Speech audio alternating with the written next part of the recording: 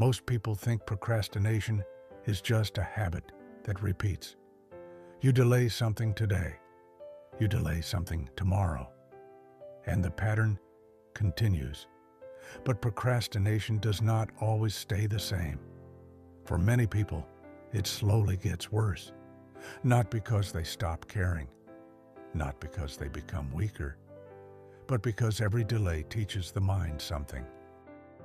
At first, you avoid one specific thing, a project, a message, a decision, a task that feels uncomfortable but still manageable. You tell yourself you'll do it later, and for a moment, that delay feels harmless. You get distance from the pressure. You feel a small amount of relief. You move on to something else. But mentally, the task does not disappear. It stays open somewhere in the background. And the longer it remains unfinished, the more meaning it begins to collect. A simple task becomes tied to guilt. A delayed message becomes tied to pressure. A project becomes tied to self-judgment. And slowly, the task stops being just a task. It becomes evidence. Evidence that you are behind.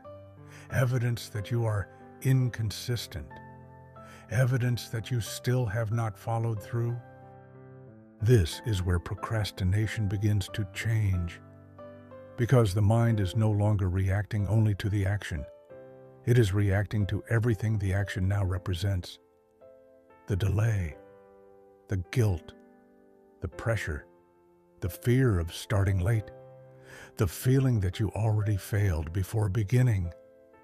That is why procrastination often gets worse over time, because avoidance does not erase the task. It changes your relationship with it.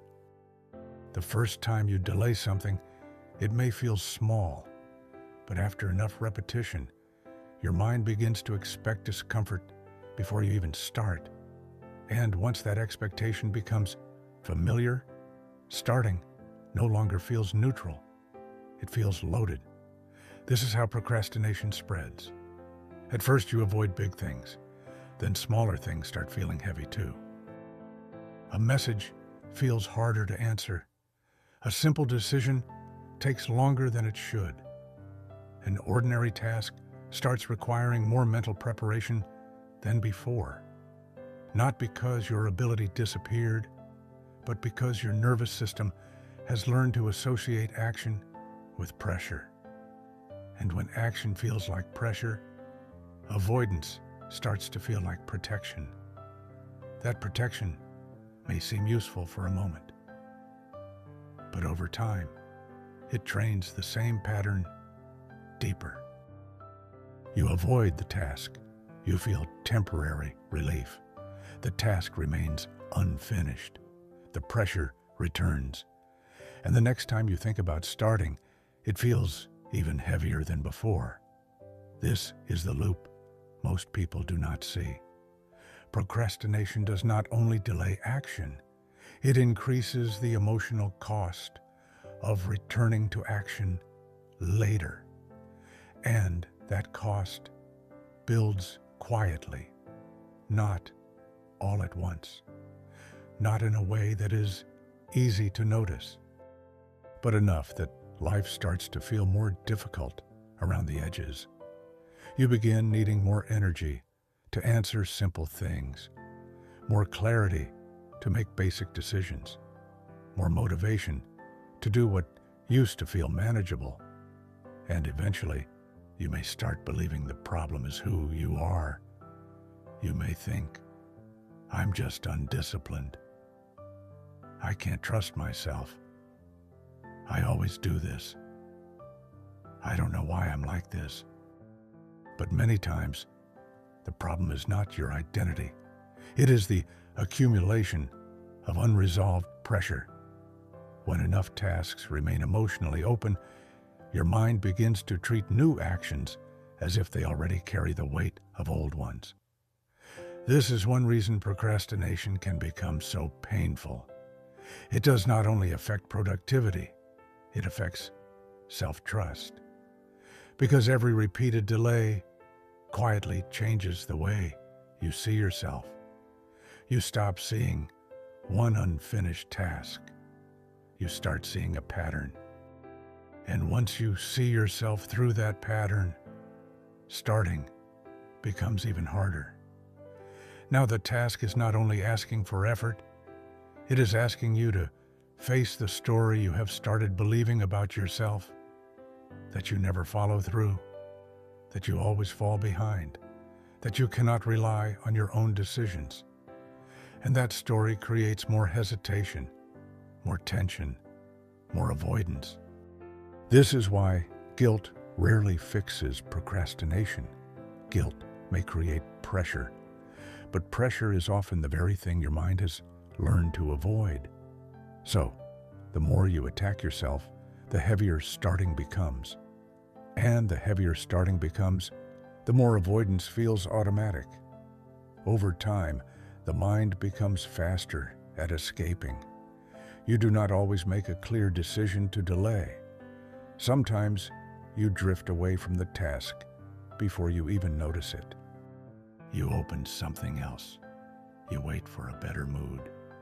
You convince yourself you need more time. You tell yourself you will start when you feel ready. But readiness never fully arrives because the task has become emotionally charged. That is the hidden reason procrastination gets worse. It is not only that the task waits longer, it is that your mind keeps adding meaning to the waiting. The task becomes heavier. The guilt becomes louder.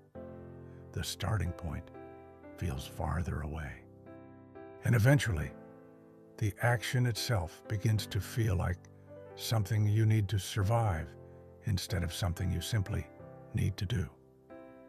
That is when procrastination stops feeling like a small delay. It starts feeling like a wall, not because the wall was always there, but because every avoided moment added one more layer to it. So if procrastination has been getting worse over time, the question is not only, why am I avoiding this? A better question may be, what has this task started to represent to me? Because sometimes you are not avoiding the task itself, you're avoiding the pressure attached to it, the guilt attached to it, the self-judgment attached to it, the story attached to it. And once you can see that, procrastination becomes easier to understand. It is not just a failure to act. It is a pattern that grows when unresolved pressure keeps attaching itself to ordinary actions. That is why small things can start feeling big. That is why simple tasks can start feeling personal. And that is why procrastination can get worse over time. Not because you're lazy, but because the longer the pattern continues, the more emotional weight the mind learns to place on beginning. If this video helped you understand something about your own mind, subscribe to Quiet Clarity. This channel explores the psychological patterns behind procrastination, overthinking, emotional exhaustion, avoidance, and the silent mental habits most people never notice. And if this video felt familiar, leave a comment below. What started feeling heavier for you over time? And leave a like if you want to support the channel. It helps these videos reach more people trying to understand themselves instead of only blaming themselves.